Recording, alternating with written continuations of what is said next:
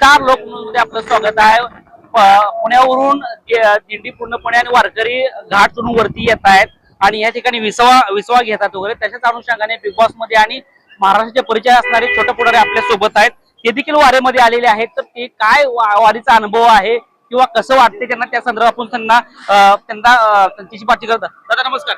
नमस्कार, मी महाराष्ट्राचा छोटा पुढारी गणेश रोडे आणि अभिजात मराठी OTT चॅनल साठी मी काम करतोय आणि छोटा पुढारी वारकऱ्यांशी काय चर्चा करणारे, वारकऱ्यांची आपण वारी जी करतोय ती आनंदाने करतोय। आणि छोटा पुढारी अभिजात मराठीवरती आपला 14 तारखेला शो रिलीज होतोय, छोटा पुढारी वारकऱ्यांचा शो। तर खरं सर्वांना एक आव्हान करेन की 14 तारखेला तुम्ही तर एपिसोड पाहायचा आहे अभिजात मराठी OTT चॅनलला, पण वारकऱ्यांना एक नम्रपूर्वक विनंती करेन की गोंधळ करू नका, व्यवस्थित जा, काळजी घ्या एकमेकांची। आणि सर्वात महत्वाचं, पोलीस प्रशासनाला सहकार्य करा।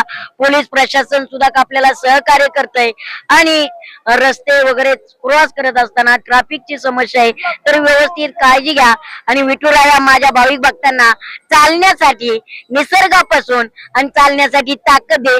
जोपर्यंत वारी होत नाही तोपर्यंत त्यांना ऊन वारा पाऊस याची झळ बसून देऊ नको आणि सुखरूप सगळ्यांचा प्रवास व्यवस्थित होऊ दे। आणि भरभरून असं माझ्या भाविक भक्तांना जे नाही आले त्यांच्या पाठीचे आशीर्वाद लावून दे, जे आलेत त्यांच्याही पाठीचे आशीर्वाद लावून दे। आणि माझ्या शेतकऱ्याचं आनंदाच्या वरीस पीक जोरात येऊन दे, हीच विठुरायाच्या चरणी प्रार्थना करतोय। मी पहिल्यांदा वारी अनुभवतोय, खूप मजा येते, वारकऱ्यांसोबत बोलतोय आणि चर्चा पण करतोय। आणि आता आमचं अभिजात मराठी OTT चॅनल वरती 14 तारखेला एपिसोड रिलीज होतोय, आपण सर्वांनी नक्की पाहा।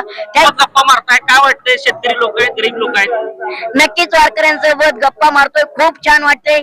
वारकरी मनोभावे येत आहेत आणि एवढं मेघराजा पाऊस झाला पण माऊलींनी सुद्धा दुसऱ्या दिवशी वाट करून दिली।